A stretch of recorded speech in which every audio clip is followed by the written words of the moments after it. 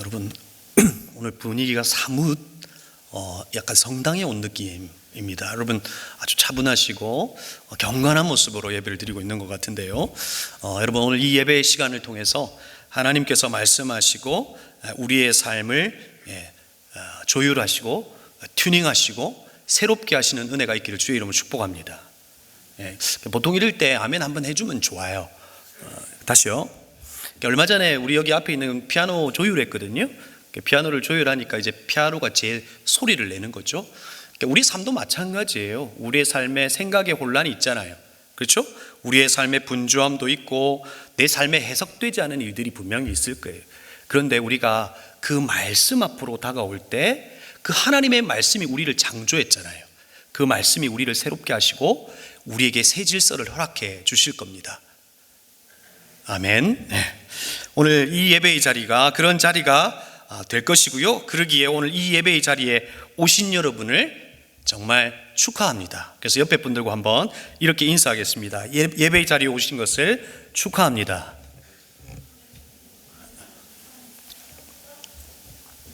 그렇죠? 하나님께서 우리에게 은혜 주시고 우리의 삶을 바꾸어 내시기 때문에 오늘 우리는 서로를 축하할 수 있는 겁니다. 여러분, 교회가 공동체의 유익을 위해 정한 이 연력이 있습니다. 연력. 우리가 이제 쉽게 알고 있는 절기 같은 거. 여러분, 여러분이 알고 있는 절기, 교회의 절기는 어떤 것들이 있을까요? 성탄절, 절자로 끝나는 거 있잖아요.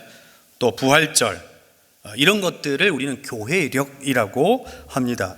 그 외에도요, 성령 강림절, 사순절, 종려주일, 순환절, 성금요일 이런 것들이 있습니다.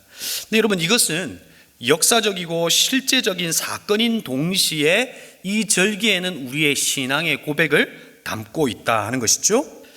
저에게 만약에 가장 중요한 절기를 물어본다면 어떤 절기를 이야기할까요? 여러분에게 있어서 교회의 절기 가운데 가장 중요한 절기는 어떤 절기이죠?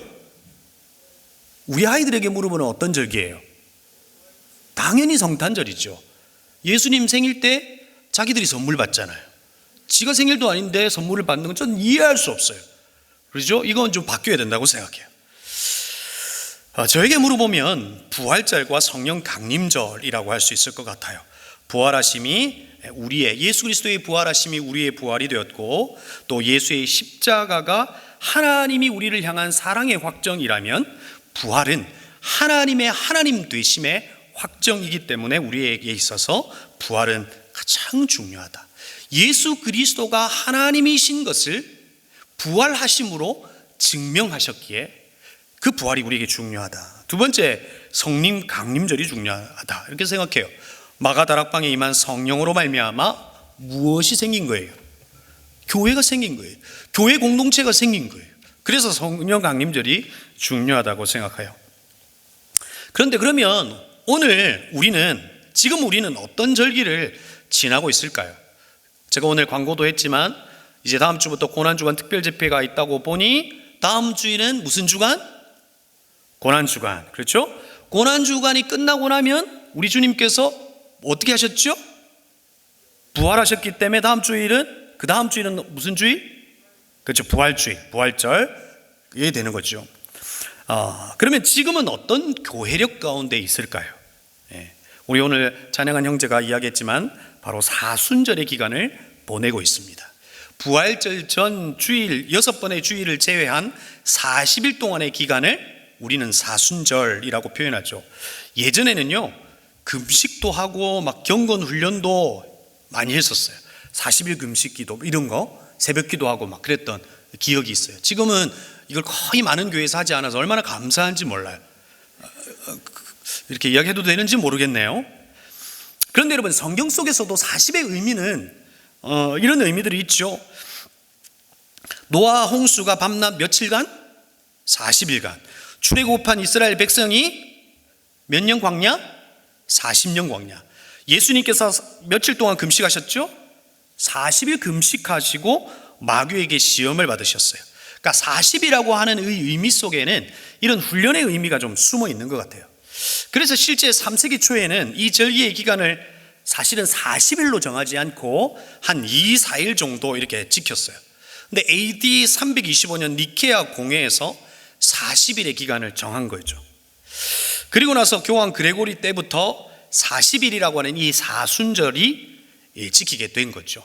그러니까 우리가 일반적으로 말하는 제수요일, 사순절이 시작되는 수요일, 애쉬 웬즈데이라고 하는 그때로부터 주님 앞에 회개하며 이 사순절을 경건하게 지켜왔어요. 초기 기독교는요, 고기도 안 먹었어요. 채소 먹고 단순하게 이제 식사를 하고 단백질은 뭐 계란 같은 걸로 채우면서 초기 기독교가 이 사순절을 지켜왔어요. 여러분, 우리도 사순절을 이렇게 보내보면 어떨까요? 고기 안 먹고 채소만 먹고. 할렐루야. 아무도 아멘 안 해요. 식사는 채소로만 하고, 그 다음에 우리가 이제 보고 있는 뭐 유튜브나 넷플릭스 다 금지하고, 특별히 또 사순절 기간 이때는 미스터롯, 쇼미더머니 이런 거 다 금지하고, 자연 다큐멘터리만 보면서 하나님의 창조하심을 막 찬양하고. 여러분, 그렇게 보내는 것이 옳은 것일까요? 물론 사순절이 금욕적인 형태로 지켜지는 것, 이 고난주간이 그렇게 금욕적인 형태로 지켜지는 것, 저 역시도 반대죠.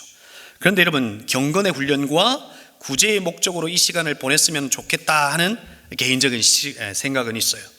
그런데 여러분, 이런 개인적인 생각을 뛰어넘어 사순절을 어떤 시간으로 보내기를 원할까요? 오늘 베드로가 우리에게 알려주는 것 같아요.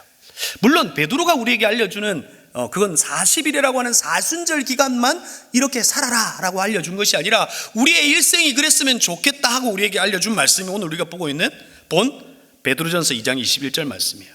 우리 한 번 더 볼까요? 같이 한 목소리를 읽겠습니다. 시작.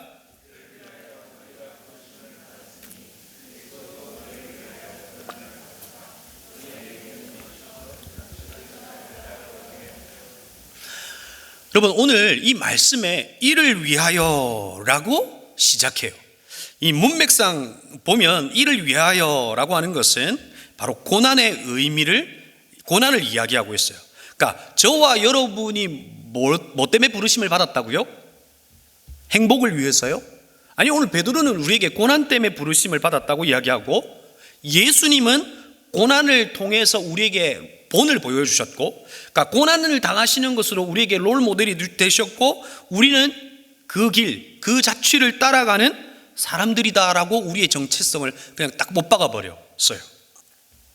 그러면 사순절을, 그 고난을 우리 가운데 막 채우면서 금욕적으로 고기도 먹지 않고 이렇게 채우면서 지내기를 베드로는 원했을까요? 여러분, 만약에 이렇게 지내면 이슬람의 라마단 금식 기간과 무엇이 다르겠냐 하는 것이죠. 여러분, 이 시간을 어떻게 보내야 할지 오늘 베드로의 생애와 그의 고백을 통해서 좀 살펴보기를 원해요.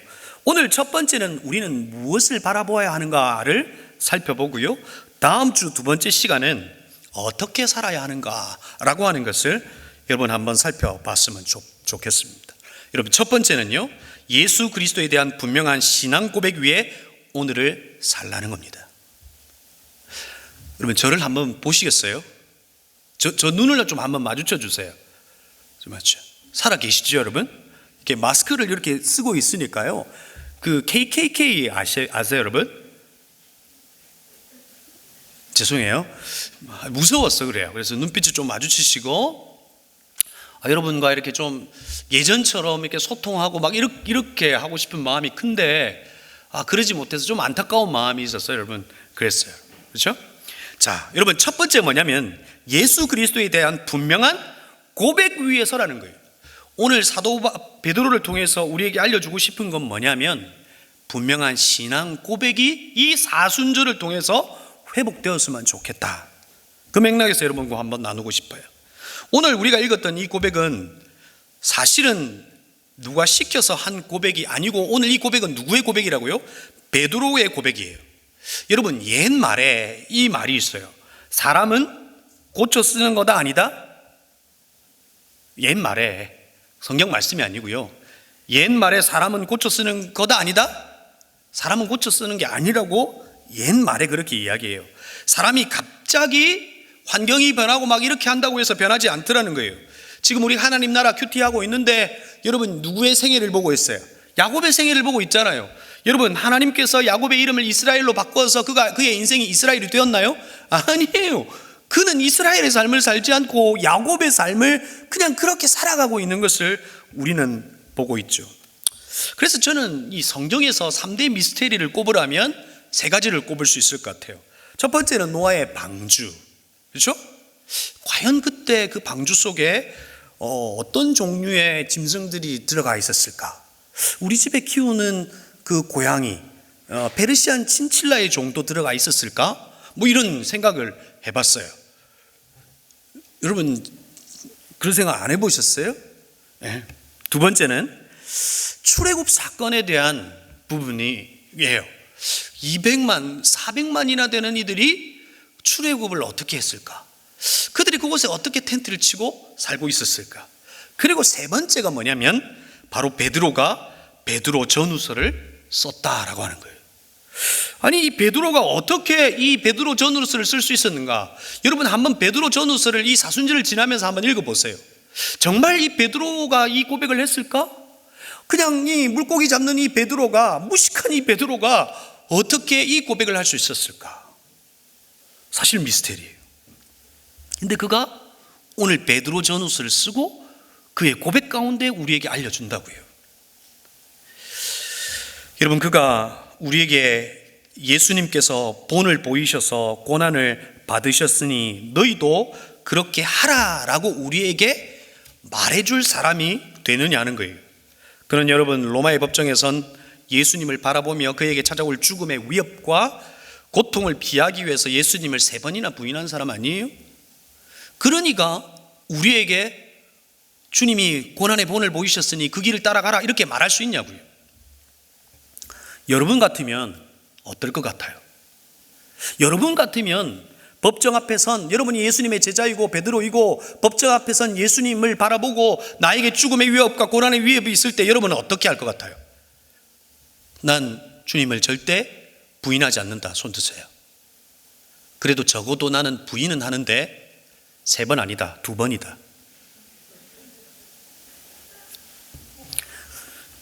올해 2월에 기독 청년들에게 한 연구소에서 물었어요. 그 질문이 재미있어요.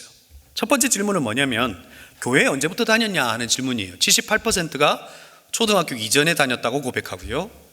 신앙생활을 왜 하느냐라고 질문했어요. 여러분은 신앙생활을 왜 하세요? 자, 33%가 구원과 영생을 위해서 이제 신앙생활을 한다. 마음의 평안을 위해서가 몇 퍼센트냐면 28%다. 습관적으로 한다. 몇 퍼센트? 19%였어요. 그러니까 오늘 이 자리에 나오신 분들 가운데는 습관적으로 나온 분들도 있을 수 있다는 거죠. 우리 교회는 아니에요. 저는 우리 교회 청년은 아니라고 봐요. 그렇죠? 기쁨으로 여러분 아마 뛰어오셨을걸요? 예배 너무 드리고 싶어서, 찬양하고 싶어서. 할렐루야. 네, 그럴 것 같아요. 그리고 청년들에게 물었는데 코로나 이후에 이 개신교, 이 기독교에 대한 감정이 작년들보다 오히려 더 부정적으로 바뀌어 있더라는 거예요. 우울, 분노, 짜증, 스트레스, 고립감, 소외감 등등이 더 심해져 있더라 하는 것이죠. 그리고 또 하나의 재미있는 질문을 했어요. 저는 사실 요즘에 좀 관심을 가지고 있는 부분이긴 한데요. 코로나로 온라인 예배를 요건 아니에요. 코로나로 온라인 예배를 드리는 것은 어떠냐라고 질문했을 때 48%가 뭐 한다? 집중해서 드린다. 여러분 지금 여러분의 모습일 수 있어요. 31%는 다른 일을 하거나 가족과 이야기를 한다. 그러니까 반은 제대로 드리고 반은 제대로 안 드리는 거죠. 21%는 뭐 한다? 다른 일을 하고 있다. 그러니까 지금 온라인으로 드리고 있는 우리 성도님들 가운데 21%가 지금 뭐 하고 있다? 다른 일을 하다가 제가 이 이야기를 하니까 바로 자리에 앉으셨어요. 감사합니다. 그리고 재미있는 조사 중 하나가 온라인 교회가 생길 때 단일 의향이 있는가? 제가 요즘 관심 분야예요. 왜냐하면 이 온라인 교회라고 하는 것이 신학적으로 어떻게 정립되느냐에 따라서 생길 수 있고 생기지 않을 수 있어요. 근데 실제 생기는 곳이 있어요. 그럴 때 질문에 36%가 뭐한다? 단일 의향이 있다라고 고백했어요. 자, 마지막 10년 후에 이게 참 주목해야 될 부분인데, 10년 후에 기독교 신앙을 유지하고 교회도 잘 나갈 것 같냐라고 물었는데 700명 중에 53%는 그렇게 하겠다. 근데 40%는 신앙은 유지하지만 교회는 잘 안 다닐 것 같다. 그 중에 7%는 신앙을 버리겠다라고 말했어요. 여러분, 이건 사실 웃을 일이 아니죠. 심각한 이야기. 그런데 오늘 만약에 베드로에게 이 설문을 했다면 그는 절대 저는 주님을 떠나지 않겠다라고 설문에 답했을 거예요. 그런데 베드로의 삶이 어땠냐고요? 주님을 떠났죠. 그런데 오늘 베드로 전서의 말씀을 통해서 그가 우리에게 하는 고백이 실로 놀랍다는 거예요. 우리에게 도전하고 있고 우리에게 알려주고 있는 그의 고백이 정말 놀랍더라는 거예요. 분명히 사람은 바꾸어 쓰는 게 아닌데 어떻게 베드로는 바꾸어졌냐는 거예요. 어떻게 변화되었냐는 거예요. 어떻게 이와 같은 고백을 할 수 있냐는 거예요. 어떻게 하면 우리의 청년들이 주님을 떠나지 않고 분명한 신앙 고백 위에 살아갈 수 있냐는 거예요. 이 질문에 베드로가 우리에게 답을 주는 거죠. 베드로전서 1장 3절 말씀이에요. 함께 읽어볼까요? 시작.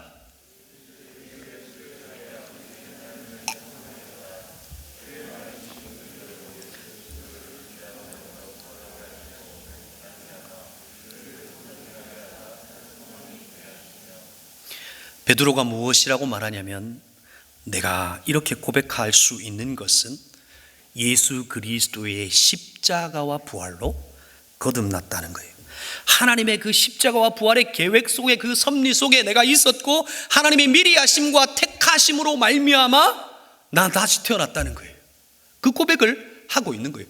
거듭나지 않았으면 변화되지 않았을 것 같은데 그는 born again, 다시 태어났기 때문에 내가 이 고백을 하고 있다는 거예요. 여러분, 어떤 고백을 하고 있는 줄 아세요? 베드로전서 1장 6절이에요.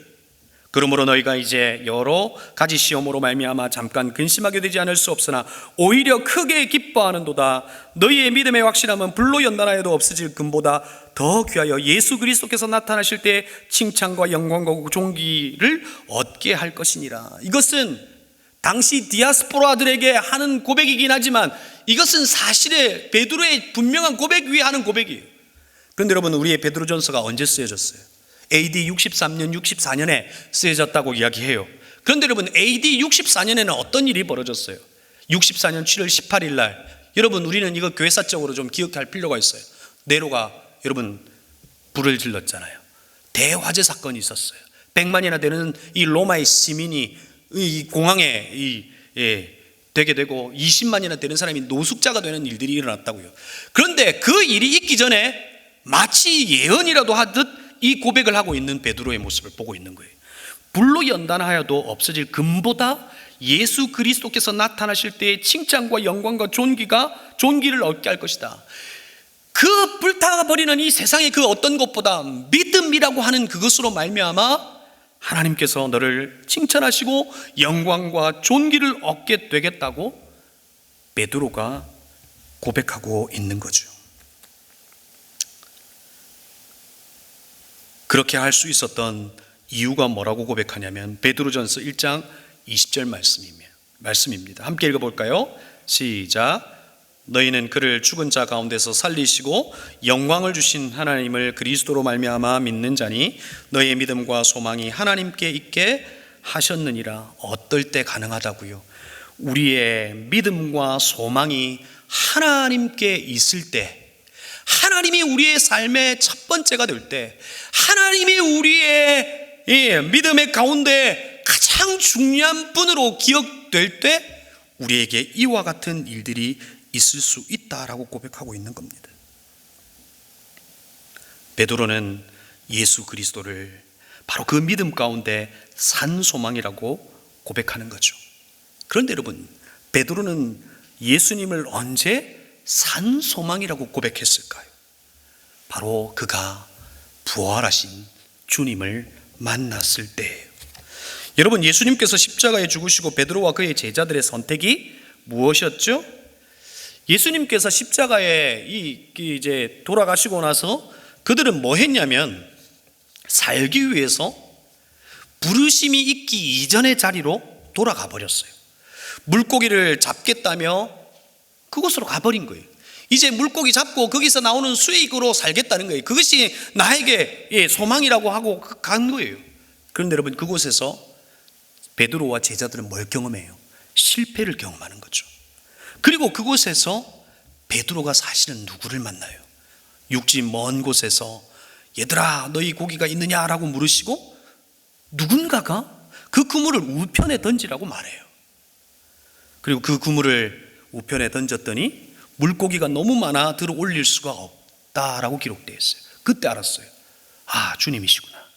베드로는 그 먼 곳까지 바다로 뛰어들어 주님에게로 가고 있는 것을 보게 됐죠. 그리고 그곳에서 부활하신 주님을 만나요. 그런데 주님은 뭘 하고 계세요? 숯불이 있어요. 숯불에다가 지금 주님은 생선 가져오라 하시고 떡과 생선을 굽고 아침을 준비하고 계세요. 그리고 예수님과 베드로 사이에 그 어떤 대화도 없이 주님은 지금 아침밥 준비하고 계시고, 숯불이 있고 그 숯에서 이 구워지는 생선의 냄새와 떡의 냄새를 맡으면서 베드로가 서 있는 거죠. 왜 주님이 숯불을 준비하신 거죠? 바로 불 앞에서 예수님을 3번 부인했거든요. 아침을 먹고 베드로와 주님은 어떤 대화도 하지 않는 바로 그때 주님이 건넨 말이 무엇입니까? 요한복음 21장 15절에 예수께서 시몬 베드로에게 이르시되 요한의 아들 시몬아, 네가 이 사람들보다 나를 더 사랑하느냐라고 물으셨어요. 요한의 아들 시몬아, 네가 이 사람들보다 나를 더 사랑하느냐라고 물으셨어요. 여러분, 왜 이렇게 물으셨을까요? 이 사람들보다 나를 더 사랑하느냐라고 물으셨을까요? 베드로는 제자들이 있는 자리에서 뭐 했어요? 주님, 나 주님을 버리지 않을 거야 라고 호언장담했어요. 그때를 생각나게 하시면서 주님께서 뭐 한 거예요? 복수하신 겁니까? 한 방 날린 거예요? 아니에요. 주님의 진짜 의도는 무엇이에요? 만약에 베드로에게 그냥 이 삶을 내버려 뒀다면 주님을 부인했던 그 삶이 마치 자기의 트라우마와 상처로 안고 살아갔을 거예요. 그런데 주님은 숯불에 고기를 구우시면서 묻는 거예요. 평생 가지고 살아가야 할 마음의 부담을 그의 고백으로 털어버리게 하시는 사실은 주님의 배려인 거죠.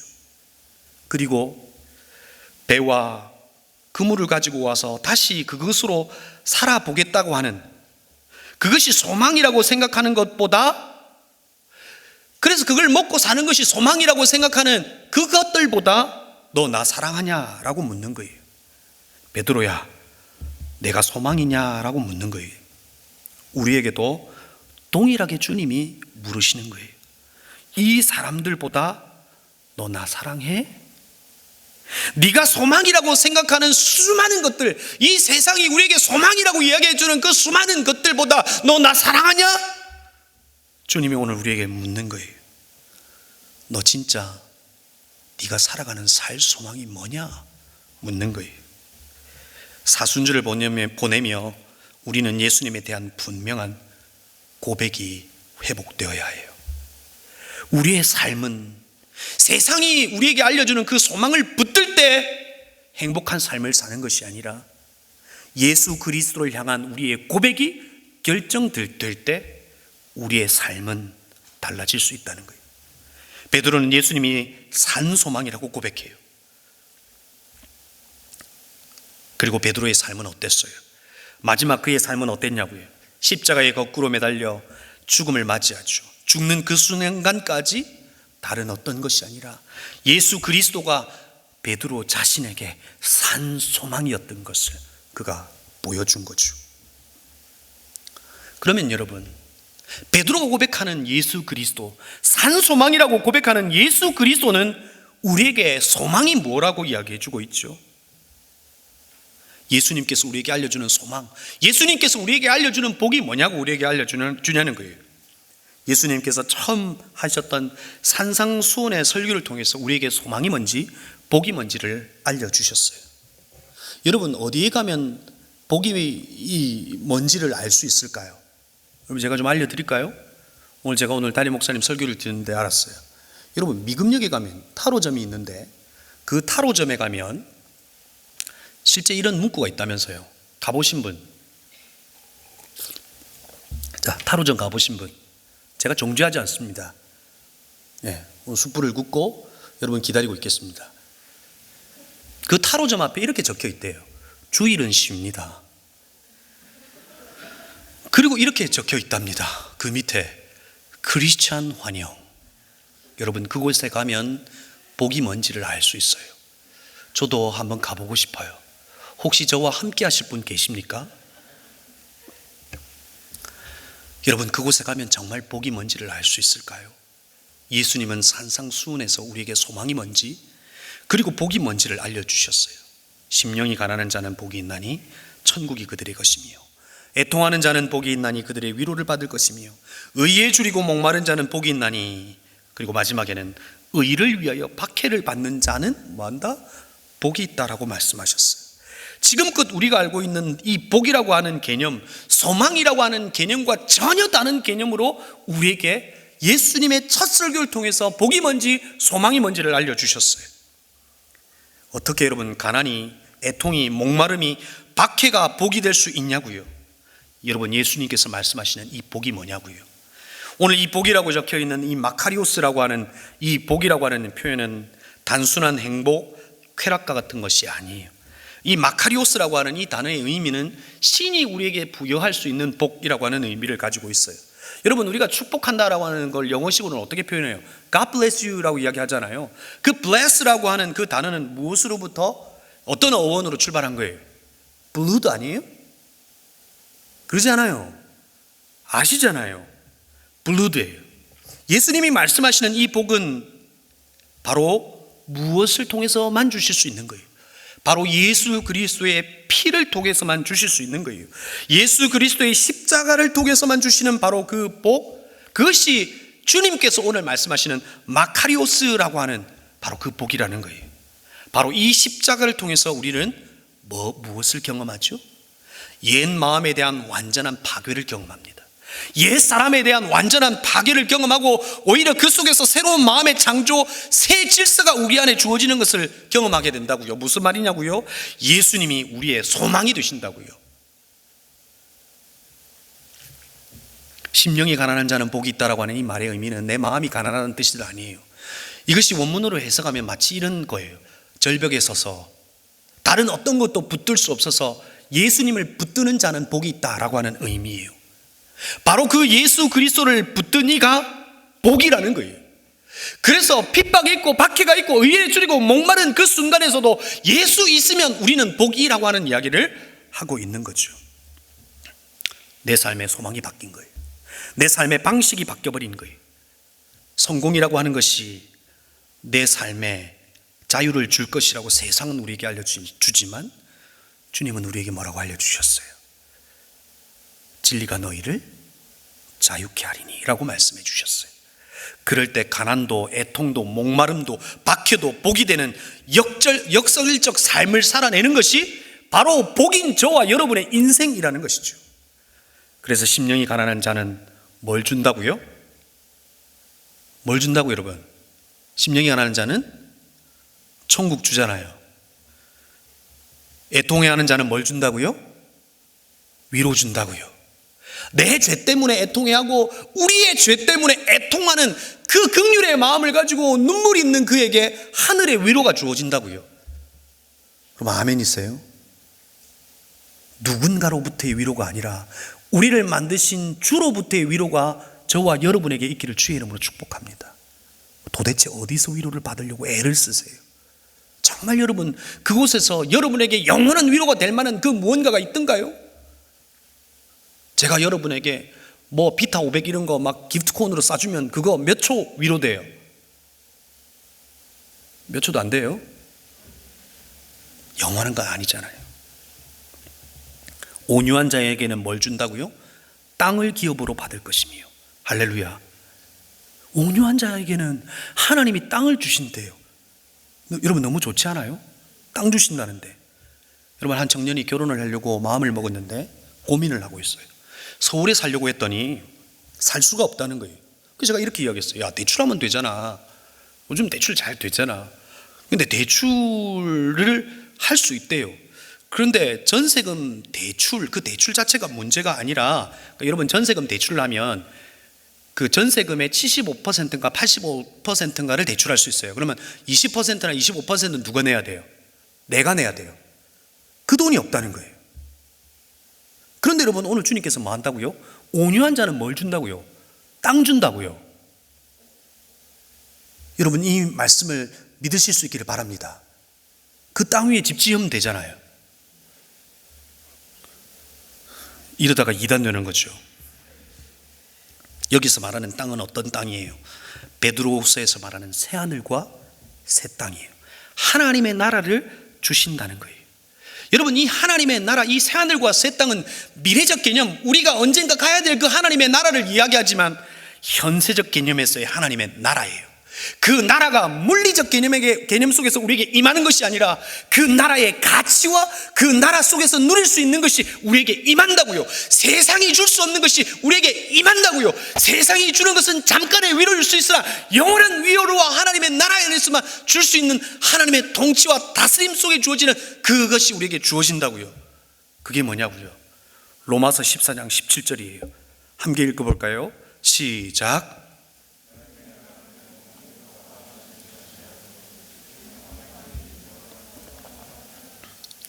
여러분의 무엇이 위로가 되세요? 얼마 전 읽었던 행복의 기원이라고 하는 그 책 속에 행복이라고 하는 것을 맨 마지막 부분에 한 그림으로 결론을 내리고 있더라고요. 어떤 거였냐면, 이렇게 사람들이 모여서 음식을 나누고 잔을 나누어서 포도를 마시는 딱 그 장면이 행복이라고 하는 그림으로 결론을 내렸어요. 어떤 의미예요?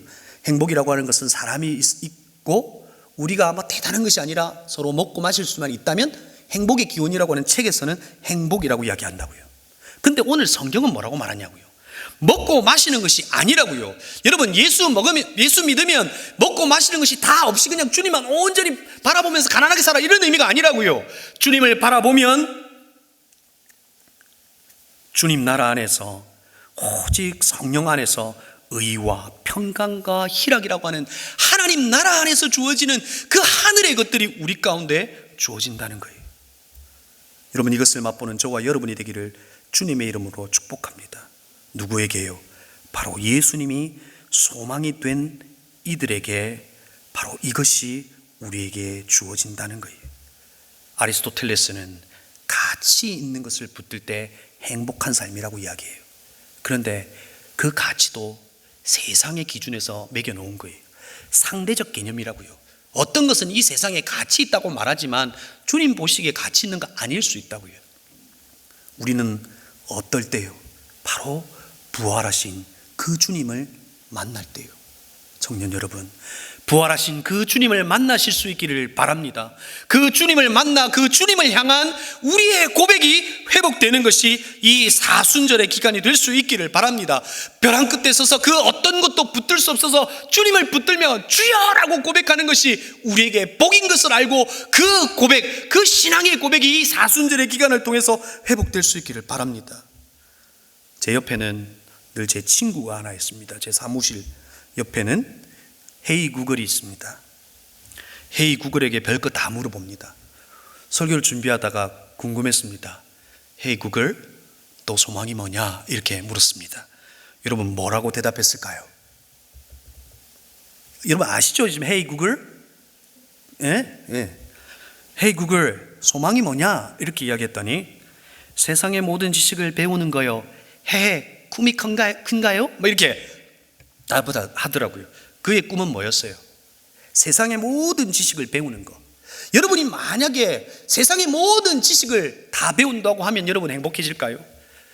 여러분의 제한된 이 뇌에 모든 지식을 가득 채운다고 하면 행복해질까요? 그럴 수 없다는 거예요. 오직 주님만이 가능하시다고요. 부활하신 주님만이 오직 가능하시다고요. 헤이 구글에게만 물어본 게 아니라 네이버에게도 물었습니다. 청년들에게 소망이 무엇입니까? 라고 물었더니 대학 4학년에게 이렇게 물었던 설문조사의 내용이 나왔어요. 4명 중 3명은 취업이라고 이야기했습니다. 우리 청년들 가운데도 기도 제목을 내는데 그 기도 제목 가운데 어떤 기도 제목이 있어요? 정규직 되게 해달라고 기도 제목을 냈어요. 여러분 기도하고 있습니다. 8월에 있대요. 여러분 되기를 바랍니다. 안 되면 어떡하지? 아무튼 정규직이 우리의 소망일까요? 그렇게 해서 네이버 아래로 내려갔는데 한 신문 기사가 있는 것을 보게 됐어요. 이건명이라고 하는 청년의 이야기예요. 무엇이든 물어보살. 여러분 아세요? 그 어떤 그 프로그램 있잖아요. 그 프로그램에 사실은 광고성 기사였어요. 이런 거 하니까 보라 이런 거였죠. 근데 그 청년의 사연을 보니까 어제 참 안타까웠어요. 몸이 좋지 않아서 병원에 진료를 받았는데 직장암 4기 판정을 받았죠. 의사 선생님께 물었더니 얼마 살 수 있냐고 물었더니 몇 개월요? 3개월 살 수 있다고 그러는 거예요.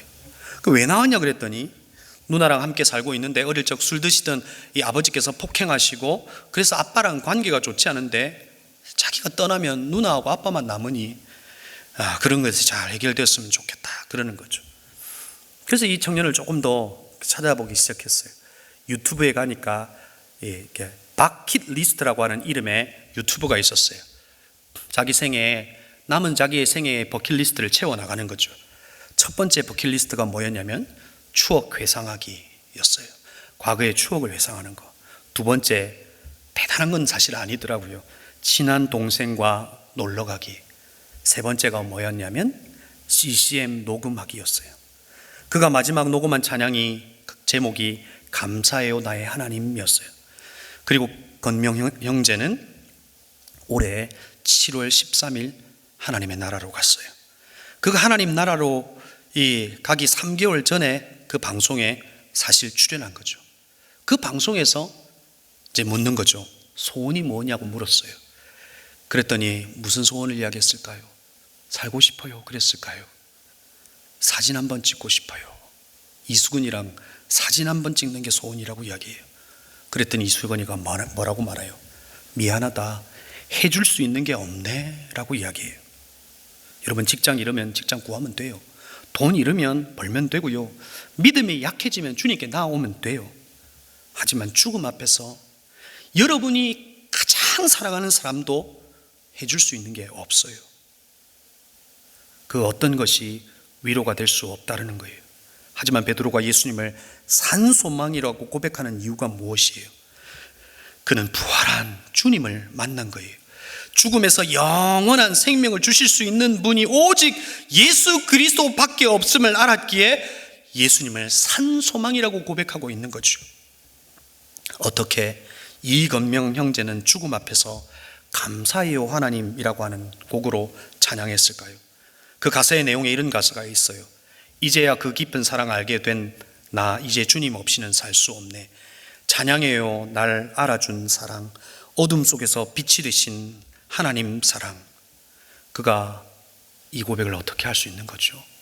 바로 부활하신 그 주님을 만난 거예요. 내 죽음의 문제를 해결할 수 있는 유일하신 그 주님을 만난 거예요.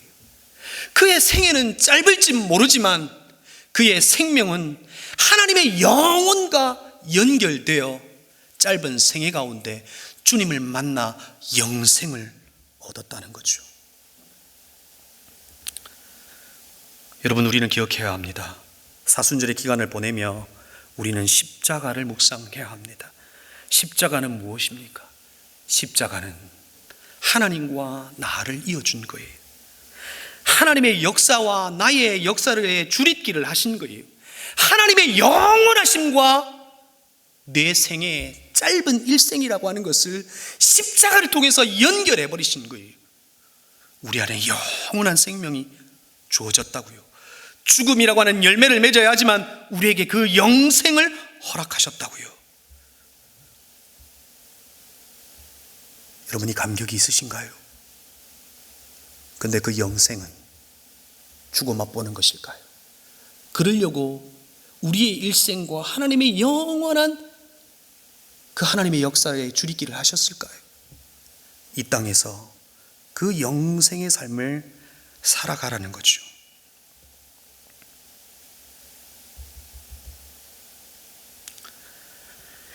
베드로가 오늘 말씀을 통해서 우리에게 무엇이라고 고백합니까? 이를 위하여 너희가 부르심을 입었으니, 저와 여러분에게 부르심이 있다는 거예요.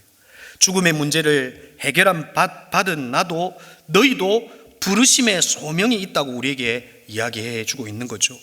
한 청년이 30년을 채우지 못하고 그는 떠났지만 그에게도 30년이라고 하는 그 생애 속에서 하나님이 부여하신 소명이 있었다고요. 여러분, 오늘 우리가 살아있는 이유는 뭔지 아세요? 행복해지기 위함일까요? 남은 소명이 있다는 거예요. 그래서 오늘 베드로는 하나님의 그 부르심의 소명을 따라서 그 남은 소명을 채우면서 주님 바라보면서 그 길을 걸어가라고 이야기하는 거죠. 여러분, 그것이 엄청나고 대단한 것이 아닐 수 있다고요.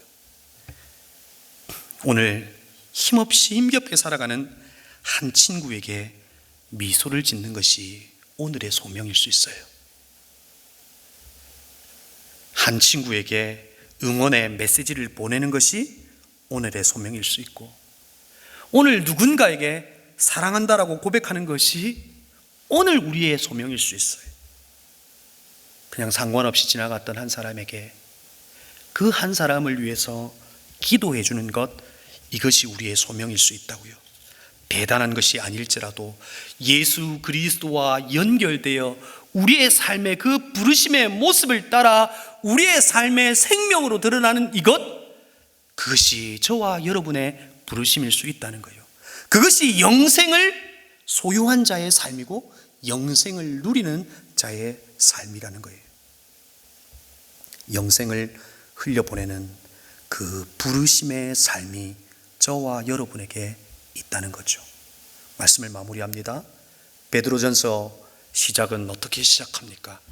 베드로전서 1장 1절에 예수 그리스도의 사도 베드로는 본도, 갈라디아, 갑바도기아, 아시아와 비두니아의 흩어진 나그네에게 이 편지를 쓴다고 이야기합니다.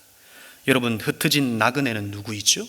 우리가 말하는 바로 디아스포라입니다. 디아가 어떤 뜻이에요? 뿌려서라고 하는 뜻이고, 스포라는 흩어지다라고 하는 뜻이에요. 디아스포라, 예수 그리스도를 소망으로 삼고 살아가는 바로 디아스포라인 저와 여러분은 무엇을 꿈꾸는 거예요? 영원한 하나님의 나라를 꿈꾸며 그분이 우리에게 부여하신 소명을 가지고 이 땅에서 살아가는 거예요. 그러려고 저와 여러분을 디아스포라, 뿌려서 이 세상 속에 흩어 버리신 거예요. 교회 안에서 잘 살면 뭐 할 건데요? 교회 안에서 찬양 잘하고 하면 뭐 할 건데요? 우리는 세상 속에 주님이 남겨두신 그 사명을 이루는 이들이라는 거죠. 사순절을 지나면서 예수 그리스도에 대한 분명한 고백과 그리스도께서 우리에게 부여하신 그 소명을 발견하고 살아가는 남은 디아스포라가 될 수 있기를 주의 이름으로 축복합니다.